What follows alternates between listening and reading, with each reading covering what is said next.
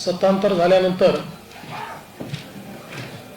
एकनाथ शिंदेजींनी मुख्यमंत्रीपदाची शपथ घेतली आणि त्यांच्या समवेत आणि त्यानंतर स्पीकरचं इलेक्शन, वोट ऑफ कॉन्फिडन्स अशा सगळ्या गोष्टी पूर्ण झाल्यानंतर पहिल्यांदाच आम्ही दिल्लीला आलो आहे. आमची ही जी व्हिजिट आहे, हा दौरा विशेषतः जे वरिष्ठ नेते आहेत किंवा संवैधानिक पदावरील व्यक्ती आहेत त्यांच्याशी पहिली भेट घेणं, त्यांचे आशीर्वाद घेणं या दृष्टीनं आहे. म्हणून आम्ही माननीय राष्ट्रपतीजींची भेट घेतली आहे, माननीय होम मिनिस्टर साहेबांची भेट घेतली आहे, माननीय रक्षा मंत्री साहेबांची भेट घेतली आहे, आमचे भाजपचे अध्यक्ष माननीय नड्डाजींची भेट घेतली आहे आणि आम्ही दुपारी माननीय पंतप्रधान साहेबांना देखील या ठिकाणी भेटणार आहोत आणि त्यांचं जे काही विजन आहे ते विजन देखील आम्ही समजून घेणार आहोत, त्यांचे आशीर्वादही घेणार आहोत. या संपूर्ण आमच्या दौऱ्याचा फार काही राजकीय अजेंडा नाही आहे, तर ही पहिली भेट आहे आणि म्हणूनच आज या सगळ्या भेटी घेत असताना आपल्याशी देखील संवाद व्हावा या दृष्टीनं आज आम्ही या ठिकाणी उपस्थित आहोत. मी सन्माननीय मुख्यमंत्री महोदयांना विनंती करेन की त्यांनी आपल्याशी संवाद साधावा. सगळ्यांचंच मी मनापासून स्वागत करतो. दिल्लीच्या भेटीमध्ये आपण सगळेजण कालपासून कुठे ना कुठे भेटतोय. आपलं लपंडाव सुरू आहे, पण मी कालच तुम्हाला सांगितलं तर आपण उद्या भेटूया. उपमुख्यमंत्री महोदयांनी आपल्याला भेटीची कल्पना दिलेली आहे. नवीन सरकार स्थापन झाल्यानंतर सदिच्छा भेट आपल्याला आपण घेत असतो, त्याप्रमाणे आम्ही काल आणि आज 2 दिवस राष्ट्रपती महोदयांची देखील भेट घेतली, गृहमंत्री महोदयांची देखील भेट घेतली, राजनाथजींची देखील जे डिफेन्स मिनिस्टर आहे त्यांची भेट घेतली आम्ही आणि नड्डा साहेबांची देखील आज भेट आम्ही घेतली. आणि दुपारी आता आदरणीय प्रधानमंत्री महोदयांना देखील आम्ही भेटणार आहोत, त्यांचे आशीर्वाद घेणार आहोत. एकंदरीत आपल्याला महाराष्ट्रातल्या घडामोडी सगळ्या माहिती आहे. एका विचारातून, एका जो का आमचा अजेंडा बाळासाहेबांच्या भूमिकेतून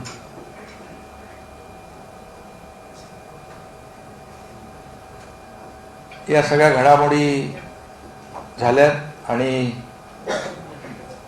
जे आम्ही सार्वत्रिक निवडणुकीमध्ये शिवसेना भाजपा युती म्हणून आम्ही अलायन्समध्ये निवडणुका लढवल्या होत्या आणि पुन्हा आम्ही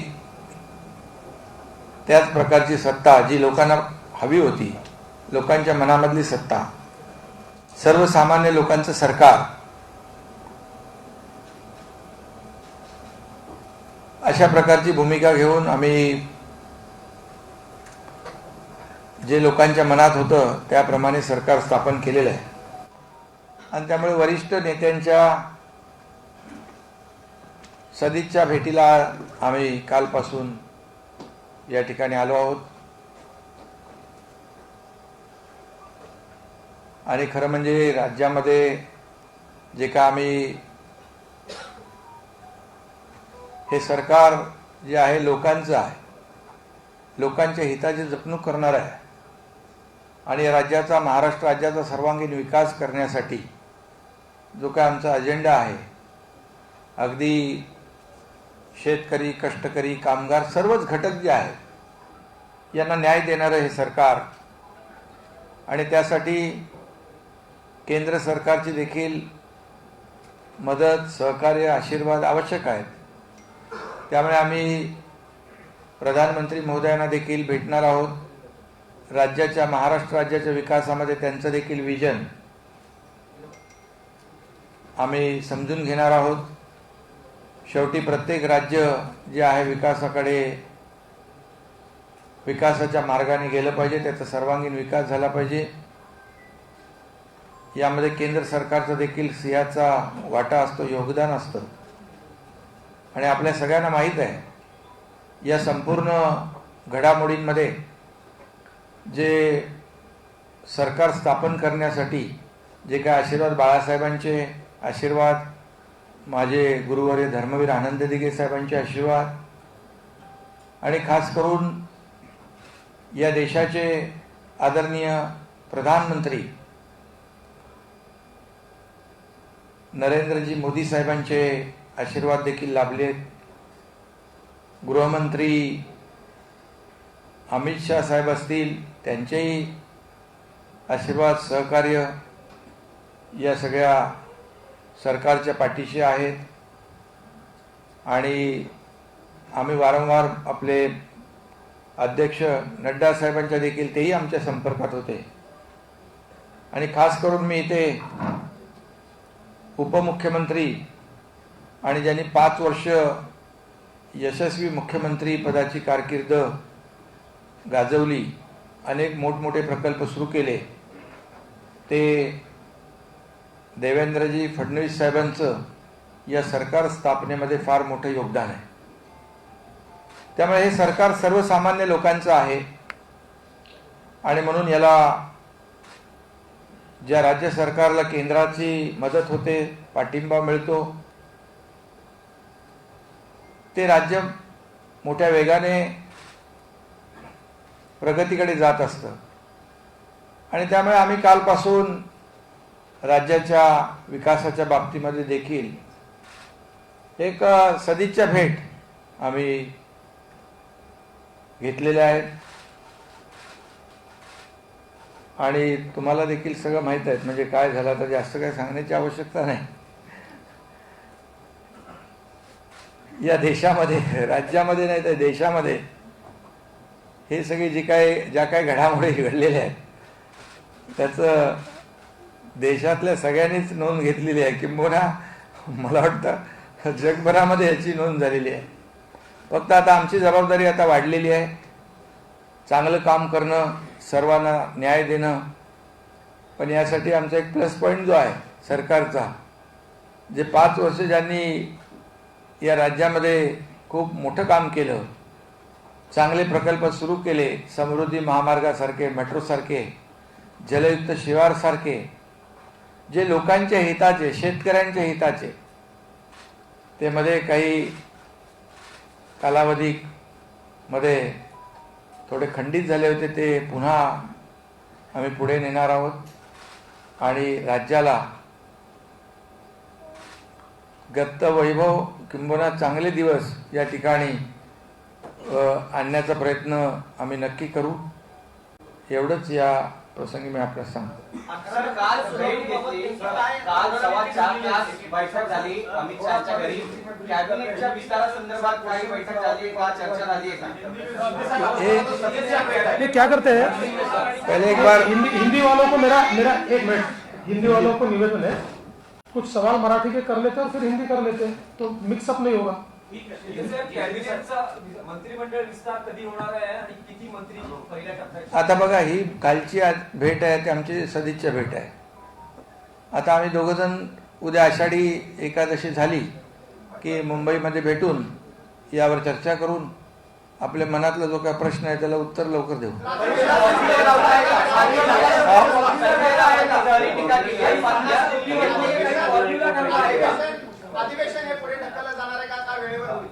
नाही, अधिवेशन म्हणजे 18 तारखेला तर राष्ट्रपती पदाची निवडणूक आहे, त्यामुळे थोडं मागे पुढे होईल. पण अधिवेशनाच्या आधी शपथविधी होईल. हो होईल ना, आधी सुनावणी आहे. काय रणनीती ठरली आहे प्रकाश? नाही, तुषार मेहता साहेबांकडे आम्ही याच्यासाठी गेलो होतो की जी ओबीसीची केस आहे, त्याने आमच्या राज्याचं त्यांनी तिथे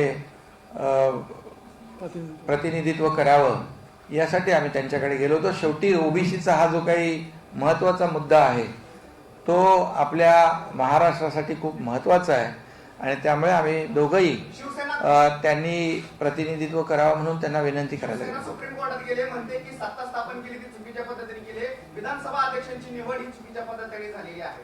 ते सर्वोच्च न्यायालयामध्ये ते विषय प्रलंबित आहेत, त्यामुळे मी त्याच्यावर भाष्य करणं योग्य नाही. आम्ही जे काही केलेलं आहे, शेवटी लोकशाहीमध्ये मेजॉरिटी आणि नंबर्सला महत्त्व असतं. या राज्यामध्ये कॉन्स्टिट्यूशन आहे, देशामध्ये कॉन्स्टिट्यूशन आहे, लॉ आहे, रूल्स आहेत, याच्या बाहेर कोणाला जाता येत नाही. त्यामुळे आम्ही कधीही कुठेही बाहेर गेलेलो नाही. आम्ही नियमाप्रमाणे काम केलंय, नियमाप्रमाणे सरकार स्थापन केलेलं आहे आणि आमचा न्यायालयावर न्यायव्यवस्थेवर विश्वास आहे.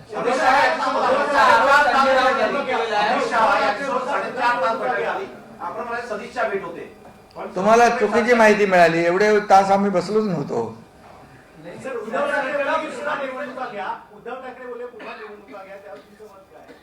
निवडणुका अशा त्या घटनेप्रमाणे सगळ्या नियमाप्रमाणे होत असतात ना. जेव्हा आता 170, 164, 166 लोकांचं सरकार, अगदी मजबूत सरकार आणि समोर 99 आहेत, त्यामुळे इकडे 164 आणि 99, त्यामुळे 164 जे बहुमताचं मजबूत स्थिर सरकार आहे ते राज्याचं जे राज्याला मिळालंय त्याच्या माध्यमातून आपण लोकांनी चांगल्या सूचना केल्या पाहिजे, विधायक कामं सांगितली पाहिजे, तीच आम्ही करू, पुढे जाऊ, राज्याचा विकास करू. टीका झालेली आहे शिवसेनेकडून. उद्धव ठाकरे गट जो आहे तिथून टीका झाली आहे की महाराष्ट्राचे मुख्यमंत्री महाराष्ट्राचे तुकडे करायला दिल्लीत गेले. तुकडे म्हणजे मुंबई वेगळी करायला असं कोण म्हणाल? असा विषय आमच्या असं आज कुठेही कोणी आम्ही तर म्हटलेलं नाही, कुठे चर्चाही नाही. त्यामुळे हे बघा, लोकांची दिशाभूल करण्याचा प्रयत्न गेल्या काही कालावधीपासून होतोय. पण मुंबईकर आणि महाराष्ट्राची जनता सुज्ञ आहे, त्यांना सगळं कळतंय, कोण कसं वागतंय, कोण कसं करतंय. आम्ही आमचं काम करत राहू, कोणी काही बोललं तरी आमच्यावर त्याचा परिणाम होणार नाही. शिवसेना भाजपा युतीचं सरकार जे 2.5 वर्षापूर्वी स्थापन व्हायला पाहिजे ते आम्ही आता केलेलं आहे. झोप येणार नाही, झोप उडेल असं सुद्धा त्यांनी म्हटलेलं आहे. आणि 50 खोके जे घेतले ते पचणारही नाही. मोठा काय 50 खोके पचणार नाही असं म्हणतात. कोणाकडे गेलेत? उद्धव ठाकरेंनी तुमच्या लोकांनी घेतल्याचा आरोप आहे. फक्त 50 नाही म्हणजे कुठले खोके म्हणजे कसले? बॉक्स कुठले मिठाईचे कसले? अहो तुम्हाला मी सांगतो, एकच गमतीचा भाग जाऊ द्या. हे जे 40 आणि +10 50 आमदार, एखादा ग्रामपंचायत सदस्य किंवा नगरसेवक पण इकडे तिकडे जायला 10 वेळा विचार करतो. हे 3-3, 4-4 लाख लोकांमधून निवडून आलेले आमदार आहेत आणि गेले 2.5 वर्षामध्ये त्यांना जो काही अनुभव आलेला आहे, त्यांचं जे काही विधानसभा क्षेत्रातलं जे काही त्यांचं लोकांच्या प्रती जे काही जबाबदारी होती, जे कर्तव्य होतं ते पार पाडू शकत नाहीत, अशी परिस्थिती निर्माण झाली. जी बाळासाहेबांनी हिंदुत्वाची भूमिका घेतली तिथे आम्ही सभागृहामध्ये सावरकरांच्या बाबतीमध्ये बोलू शकत नाही, मुक्याचा मार सहन करावा लागतोय. ज्या दाऊदने मुंबईत बॉम्बस्फोट केले ज्याचं कनेक्शन आहे त्याच्या विरुद्ध कारवाई करू शकत नाही. जर बाळासाहेबांनी जे संभाजीनगर सारखं नाव जे घेतलं ते आता आम्ही भूमिका घेतल्यानंतर शेवटी तो निर्णय घेतला, त्याचं आम्ही स्वागत केलेलं आहे. यामध्ये आपल्याला मी सांगतो, हे 40 + 10 50 लोक हे बाळासाहेबांनी आम्हाला काय सांगितलं होतं? अन्यायाला वाचा फोडण्यासाठी आपण अन्यायाला वाचा, जेव्हा अन्याय होतो त्याविरुद्ध पेटून उठा. आमचं हे बंड नाही आहे, ही गद्दारी म्हणतात, ही गद्दारी नाही आहे, हा एक क्रांती आहे, पक्षातली एक मोठा उठाव आहे. त्यामुळे हा एक अन्यायाविरुद्धचा उठाव झालेला आहे. हे स्वेच्छेने सगळे आलेले आहेत. हे आमदार सगळे पैशाने विकणारे नाही आहेत. त्यामुळे त्यांना आता दुसरं काही नाहीच आहे आरोप करायला, ते करत बसतील. अरे एक करा ना, त्यांचा येऊ द्या. 2.5 वर्ष पूर्ण करेलच, एवढी कामं आम्ही करू की आता मी बाकी लोकांसारखं 25 वर्ष वगैरे सांगत नाही, पण पुढची निवडणूक पण आम्ही जिंकू आणि 200 आमदार निवडून आणू. काय म्हणताय? कुठे ते अजून आम्हाला कोणी भेटलेलं नाही अद्याप. संपर्क तर माझ्या रोज किती येतं, मग ते कामासाठी येतात माझ्या नगर विकास. एक नक्कीच आहे श्रीकांत. एक नक्की दिल्लीचं पाणी थोडंसं घर आहे. दिल्लीचं पाणी चवीला थोडंसं घर आहे. हे पाणी तुम्हाला मानवलंय का? दिल्ली देशातच आहे ना या, त्यामुळे मी या देशाचा नागरिक आहे, त्यामुळे सगळीकडचं पाणी पचवायचं. हा नाही, कुठलाही खासदार माझ्या संपर्कात नाही. या कामासाठी मी एक मंत्री, आता मुख्यमंत्री झालोय, त्यामुळे मला भेटीगाठी तर सदीच्या भेटीला येतच असते. खासदारांच्या बैठकी सुरू आहे. आपण नाही, माहित. दिल्लीत आहात आणि दिल्लीत बैठक मला कुठलीही बैठक माहित नाही. ब्याण्णव नगर परिषद निवडणुका जाहीर झालेल्या आहेत आणि काही नेत्यांची पक्षांची अशी मागणी आहे की ओबीसी आरक्षण जोपर्यंत मिळत नाही तोपर्यंत या निवडणुका होऊ नये. तर सरकार म्हणून आपली काय भूमिका असणार आहे आणि आपण निवडणुका पुढे ढकलण्याचा काय विचार करताय? आमची देखील सुरुवातीपासून हीच भूमिका होती, ओबीसी समाजाला न्याय देण्याची आणि ओबीसी आरक्षणावर निर्णय झाल्यानंतर निवडणुका व्हाव्यात अशी आमची आधीपासून इच्छा आहे. सरकार म्हणून देखील आमची तीच इच्छा आहे. पाऊस आहे सगळीकडे, बऱ्याच ठिकाणी पूर येतोय आणि अशा परिस्थितीमध्ये निवडणुका घेणं किंबहुना त्या यंत्रणा तिकडे लावणं, ह्या सगळ्या ज्या काही गोष्टी आहेत, त्या ज्या काही जे निवडणुकीसाठी वातावरण करायला पाहिजे किंबहुना जी तयारी करायला पाहिजे, त्यासाठी मॅनपॉवर लागते, यंत्रणा लागते.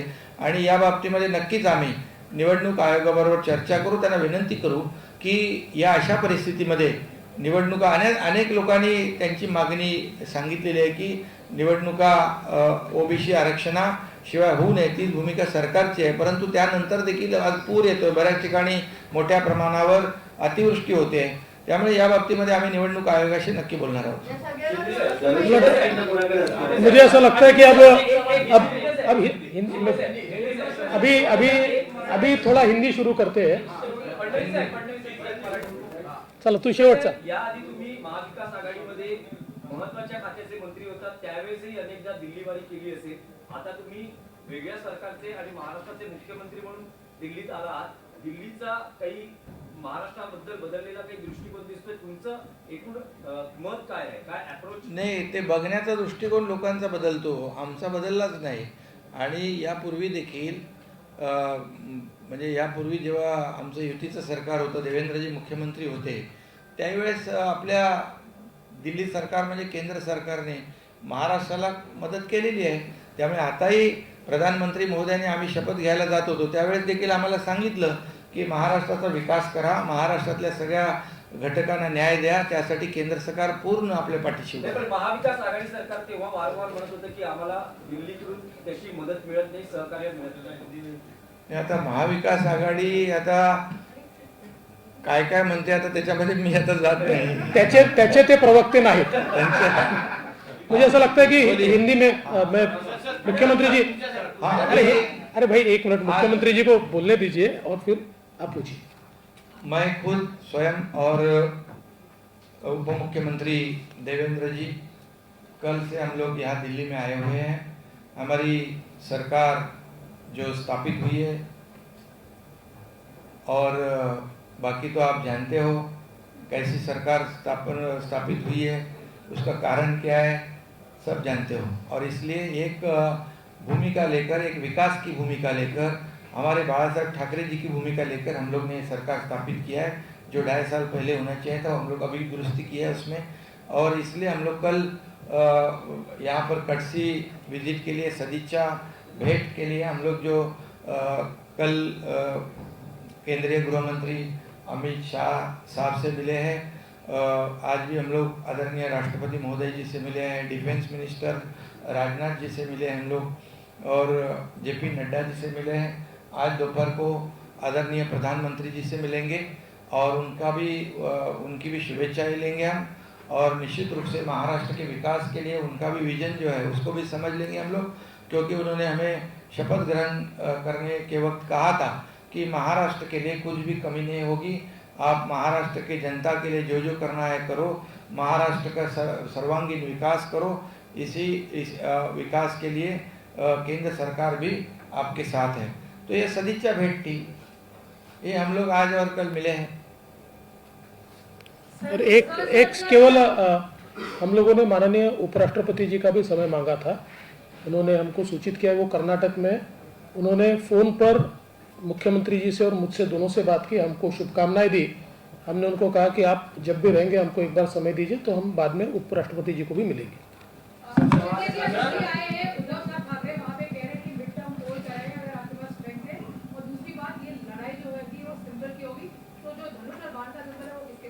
नहीं देखिए, मिड टर्म का तो क्या अभी, या लोकशाही में तो डेमोक्रेसी में तो आपको पता है कि सभी बातें जो है कॉन्स्टिट्यूशन है, लॉ है, रूल्स है, उसके मुताबिक ही चलते हैं। तो एक महाराष्ट्र में जो नई सरकार स्थापित हुई है, बहुत ही मजबूत सरकार है, जिसके पास मेजोरिटी है 164 और सामने जो है 99 है। तो हम लोग मेजोरिटी में है। अभी जो मौका मिला है उसका पूरा जो उपयोग जो है ये महाराष्ट्र के विकास के लिए हम लोग करेंगे।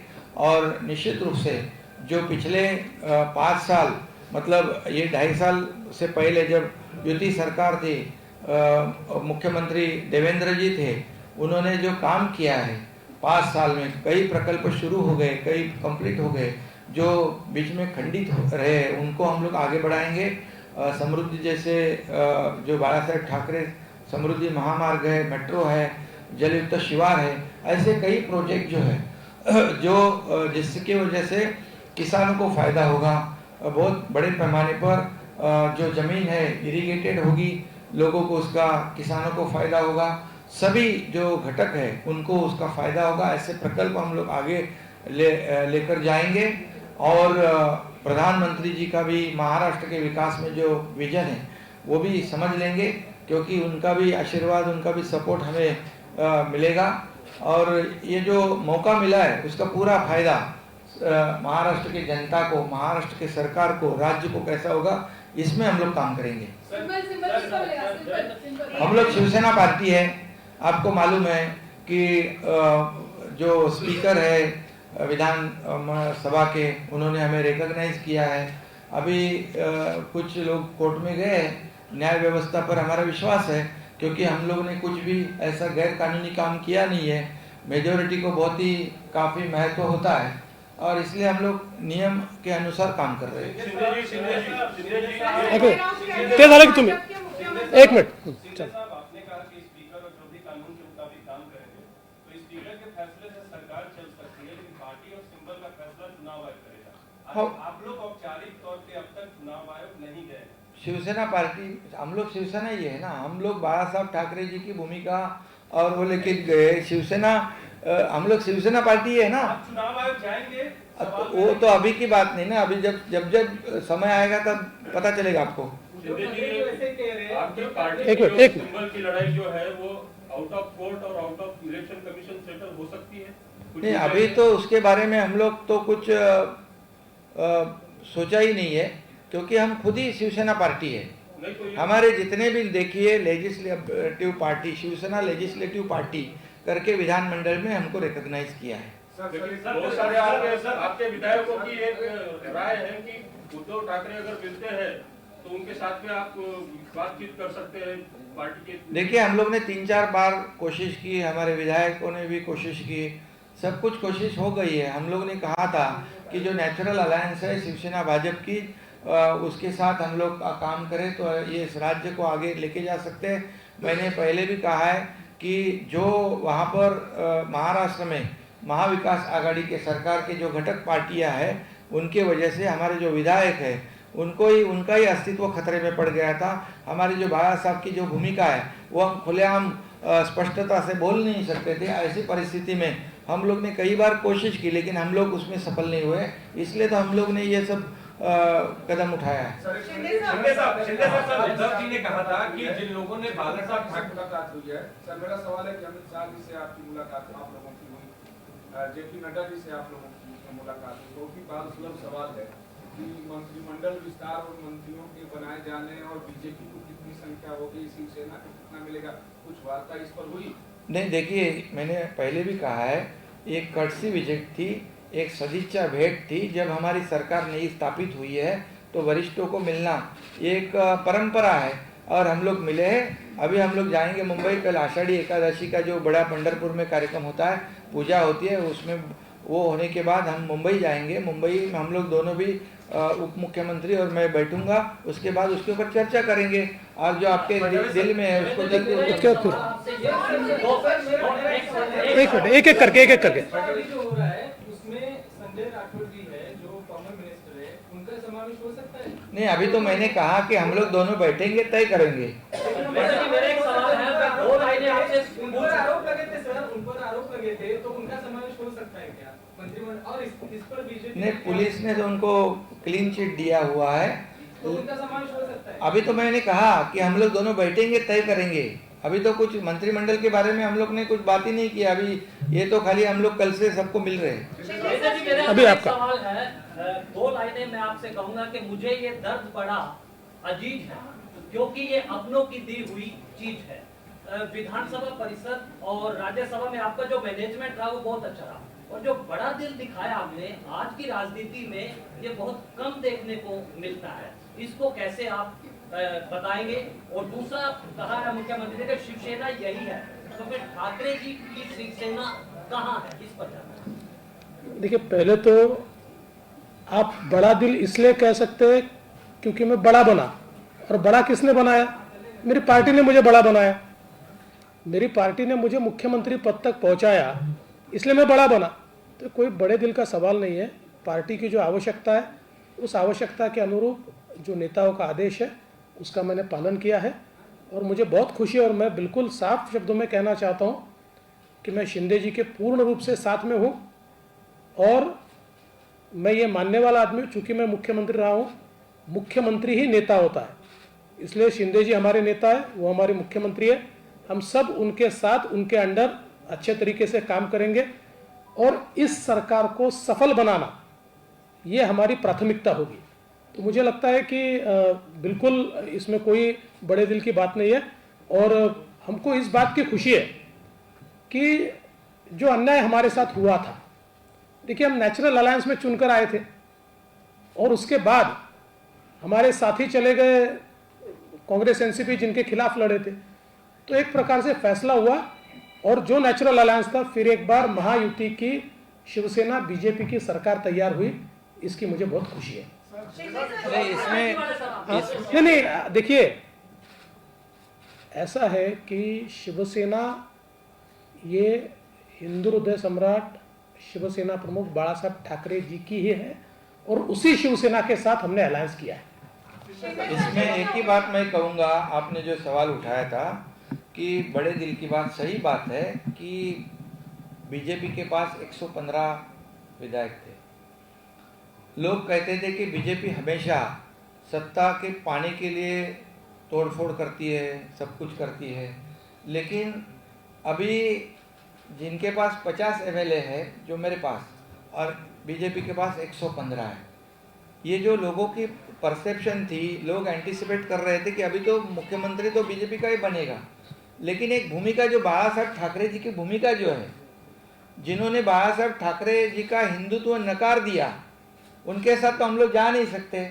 ये हमारी भूमिका हम गए, तो उन बाला साहब ठाकरे जी हिंदुत्व की भूमिका को ही बीजेपी ने सपोर्ट करके, जो पब्लिक में परसेप्शन था कि सरकार बनाने के लिए, मुख्यमंत्री बनने के लिए बीजेपी कुछ भी करते हैं, अभी बोल सकते क्या?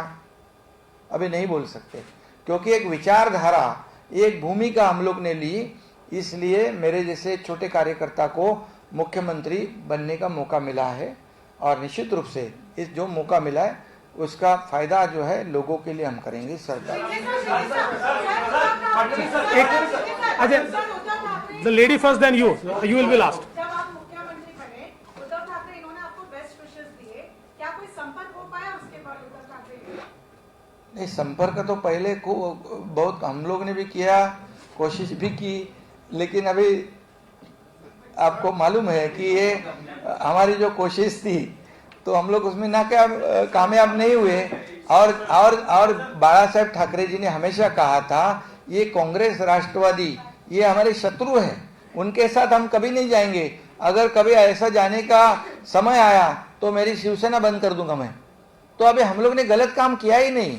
हम उनके साथ जो नेचुरल अलायंस है, जो बाला साहब ठाकरे जी, अटल बिहारी वाजपेयी जी, प्रमोद जी महाजन, उन्होंने जब शुरुआत की थी, तो ये जो अभी बोलते हैं उनके ऊपर हमें कोई उत्तर देने की जरूरत नहीं है।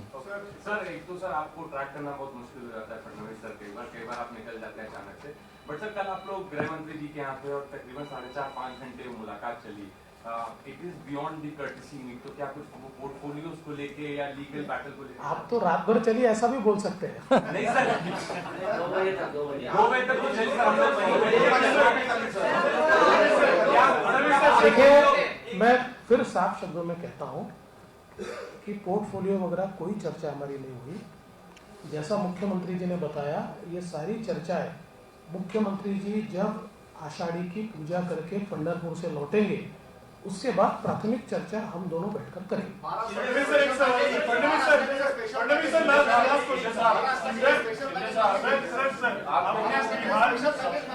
सर आपने बिहार में भी अपने जूनियर पार्टनर को के कैंडिडेट को सीएम बनाया, वहां पर जबकि वो डिक्लेयर फेज थे, पर महाराष्ट्र में आपके पास एस्टेब्लिश लीडरशिप थी, आप खुद सीएम थे, वहां से आपके सीएम को डिप्टी सीएम बनाया, पार्टी के कैडर को, वर्कर को नीचे क्या मैसेज आता है इससे?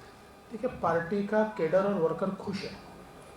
इसका कारण उसको जो 2019 में ऐसा लगता था कि हमारे साथ धोखा हुआ है, ही फेल्ट इंसल्टेड। उसको लगता था कि हमने साथ में मिलकर वोट मांगे, 105 सीटें हमने लाई, हमारे साथी को इतनी सीटें मिली 56, क्लियर मेजॉरिटी हमको मिली, और बावजूद उसके जिनके साथ मिलकर हमने वोट मांगा वो हमको छोड़कर चले गए।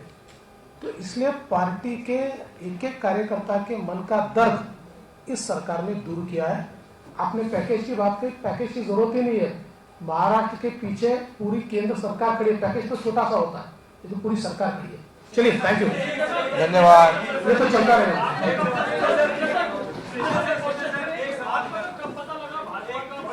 आणि नंतरच खाते वाटपावर चर्चा होईल असं मुख्यमंत्री एकनाथ शिंदे यांनी इथे म्हटलेलं आहे। न्याय व्यवस्थेवर आमचा विश्वास आहे, आम्ही कोणतेही चुकीचं काम केलेलं